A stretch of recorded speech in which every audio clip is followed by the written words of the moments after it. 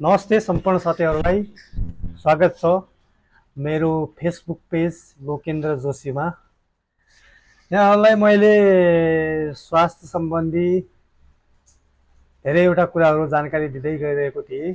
आज म तपाईहरुलाई ब्लड प्रेसर नाप्नुभन्दा पहिला कसरी नाप्ने, के गर्ने भन्ने कुराहरूको बारेमा तपाईलाई म जानकारी दिन्छु। मलाई थाहा भए अनुसारको तपाईलाई जानकारी दिन्छु। कुनै ठाउँमा गल्ती भयो भने कमेन्टमा यो ठाउँमा गल्ती भएको छ, यो ठाउँमा सुधार्नु होला भनेर जानकारी दिनु होला। म पनि किनकि एउटा स्वास्थ्यकर्मी नै हो। अब म तपाईहरुलाई भन्छु बीपी नाप्नुभन्दा पहिला के गर्ने। सबभन्दा पहिला त मेडिकलमा आउनुहुन्छ भने मेडिकलमा आएपछि 5 देखि 15 मिनेटसम्म मजाले शान्त भएर रेस्ट गर्नु पर्यो। तपाई दौडेर आउनु भएको छ या हिँडेर आउनु भएको छ भने मजाले रेस्ट गर्नु पर्यो।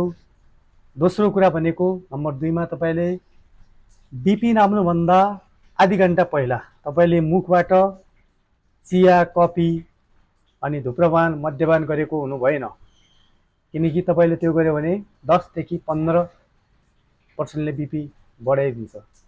अनि तेस्रो कुरा भनेको बीपी नाप्नुभन्दा पहिला तपाईले स्ट्रेट कुर्सीमा उभिने, हातलाई सकेसम्म मुटुको साइडमा राख्ने। अनि चौथो नम्बर भनेको तपाईले जुन चाहिँ हामी यो कपडाहरू माथि गर्छौं नि, यसरी माथि गर्यो भने ब्लडलाई यसरी च्याप्छ र केही हदमा ब्लड प्रेसरलाई हाई गराइदिन्छ।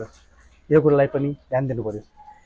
अनि अर्को स्टेप भनेको तपाईले ब्लड प्रेसर नाप्नुभन्दा पहिला खुट्टालाई चाहिँ सोझो गर्नु पर्यो। यदि खुट्टा तपाईले यसरी मोड्नु भएन, किनकि खुट्टा मोड्यो भने ब्लड सर्कुलेसन हुनबाट रोकिन्छ र केही हदमा प्रेसर बढ्दिन्छ। अर्को स्टेप भनेको तपाईले ब्लड प्रेसर नाप्नुभन्दा पहिला यदि तपाईलाई पिसाब लागेको छ भने पिसाब थैली खाली गर्नु पर्यो। किनकि पिसाब जम्मा भइरहेको छ भने प्रेसर हुन्छ र प्रेसरको कारणले ब्लड प्रेसर हाई भइदिन्छ। मैले आज तपाईहरुलाई ब्लड प्रेसर नाप्नुभन्दा पहिला के कुराहरू गर्ने भन्ने बारेमा जानकारी दिए।